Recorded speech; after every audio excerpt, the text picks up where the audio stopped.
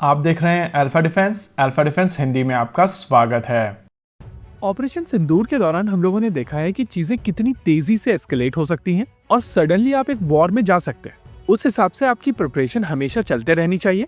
और जब आप वायुसेना की बात करते हैं तो उनके 3 ऐसे इंपॉर्टेंट वेपन सिस्टम्स हैं जिनके ऊपर काफी कुछ डिपेंड करते हैं। पहला उनके फाइटर जेट, दूसरा उनके मिसाइल सिस्टम्स जैसे कि surface to air missile systems, air to air missile systems, cruise missile systems, strike missile systems etcetera, और तीसरा उनके इलेक्ट्रॉनिक वॉरफेयर कंपोनेंट्स। अगर वेपन सिस्टम्स और इलेक्ट्रॉनिक वॉरफेयर सिस्टम्स की बात की जाए तो भारतीय वायुसेना काफी हद तक इन दोनों सेगमेंट में सॉर्टेड है। और क्योंकि अब इंडिजिनस तौर पर हम लोग मिसाइल सिस्टम्स और इलेक्ट्रॉनिक वॉरफेयर सिस्टम्स बना रहे हैं, इस वजह से चीजों को इम्प्रूव करना भी कंपैरेटिवली आसान है।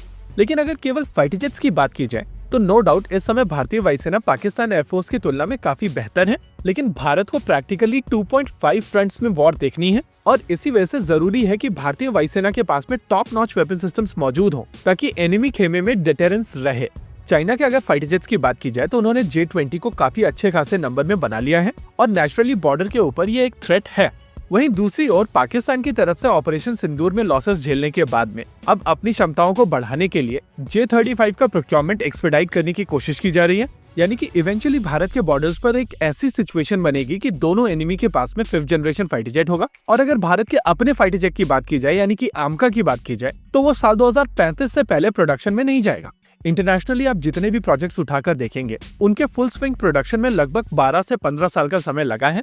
और अगर हम लोग यहाँ पर बेस्ट केस सिनेरियो भी लेकर चलें तो साल 2024 में भारत सरकार की तरफ से आमका को मंजूरी दी गई है और नेचुरली इसके प्रोटोटाइप डेवलपमेंट से लेकर फुल स्विंग टेस्टिंग तक 10 से 11 साल का समय लगेगा। और इसी वजह से हम लोग साल 2035 की टाइमलाइन लेकर चल रहे हैं। ऐसे में अगले 9 से 10 साल भारत में कोई 5th जनरेशन फाइटर जेट नहीं बनेगा और अगर भारत को वो कॉम्पिटिटिव एज मेंटेन करना है तो ये फाइटर जेट बाहर से लेना पड़ेगा। अनफॉर्चुनेटली बाहर से आने वाले ऑप्शंस भी काफी इजी ऑप्शंस नहीं है। अगर इंटरनेशनली अवेलेबल ऑप्शंस की बात की जाए तो इस समय भारत के सामने 2 ऑप्शंस हैं। एक यूनाइटेड स्टेट्स ऑफ अमेरिका का F-35 लाइटनिंग II और दूसरा रशियन Su-57। दोनों ही केसेस में अगर आज भारत डिसीजन लेता है तो पहले फाइटर जेट को आते आते लगभग 3 साल का समय लगेगा। यानी कि यहाँ पर ऐसा कोई ऑप्शन नहीं है कि आज डिसीजन लिया जाए और आज ही फाइटर जेट मिलना शुरू हो जाए। अगर बेस्ट केस सिनेरियो लेकर हम लोग चलते हैं तो भारतीय वायुसेना को पहला फाइटर जेट साल 2028 के आसपास मिलेगा अगर डिसीजन आज लिया जाता है तो। वैसे ये सिचुएशन पाकिस्तान के साथ भी बनेगी, लेकिन पाकिस्तान को लेकर हम लोग ये चीज जानते हैं कि उनकी तरफ से इंडक्शन को काफी तेजी से किया जाता है और अगर वो लोग आने वाले 2-3 महीनों के अंदर डिसीजन ले भी लेते हैं तो उनको अपना पहला फाइटर जेट कंपैरेटिवली जल्दी मिल सकता है। इस पूरी सिनेरियो को देखते हुए भारतीय वायुसेना को यहाँ पर जल्दी से कुछ डिसीजंस लेने पड़ेंगे और ये इंश्योर करना पड़ेगा कि भारतीय वायुसेना का एज मेंटेन रहे। इस एज मेंटेनेंस प्रोसेस के दौरान भारतीय वायुसेना को या तो F-35 या Su-57 ही एक्वायर करना पड़ेगा क्योंकि इन दोनों फाइटर जेट्स को छोड़कर बाकी कोई भी ऑप्शन मार्केट में अवेलेबल नहीं है।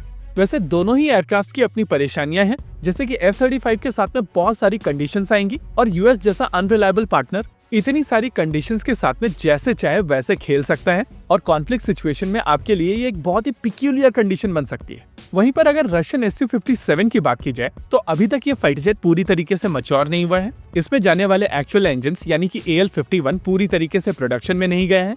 इसकी स्टेल्थ कैपेबिलिटीज को लेकर भारतीय वायुसेना को डाउट्स हैं। इस फाइटर जेट की main BBR missile systems K-77M और K-77ME दोनों फुल स्विंग प्रोडक्शन में अभी तक नहीं गई। वैसे इन सारे इश्यूज को सॉर्ट आउट किया जा सकता है केवल स्टेल्थ को छोड़कर। अगर भारतीय वायुसेना को ऐसा लगता है कि ये फाइटर जेट स्टेल्दी नहीं है तो फिर कॉन्वर्सेशन आगे बढ़ने के चांसेस बहुत कम है। लेकिन अगर भारतीय वायुसेना के असेसमेंट के हिसाब से ये फाइटर जेट एक स्टेल्दी फाइटर जेट है तो जिस तरीके के हार्डवेयर भारत ऑलरेडी ऑपरेट कर रहा है जैसे कि S-400 ट्रायम्फ और लेगेसी रशियन सिस्टम्स जैसे Su-30 MKI एक्सेट्रा, तो इन रशियन फाइटर जेट्स को इंटीग्रेट करना कंपैरेटिवली इजी होगा। नेवरदलेस भारतीय वायुसेना को जल्दी यहाँ पर किसी तरीके की कॉल लेनी पड़ेगी क्योंकि वेपन सिस्टम्स में वो एज मेंटेन करने के लिए आपको जल्दी डिसीजंस लेने पड़ेंगे। इसी के साथ आज के इस वीडियो में रखते हैं केवल इतना ही। वीडियो को अंत तक देखने के लिए धन्यवाद। देखते रहिए अल्फा डिफेंस। जय हिंद।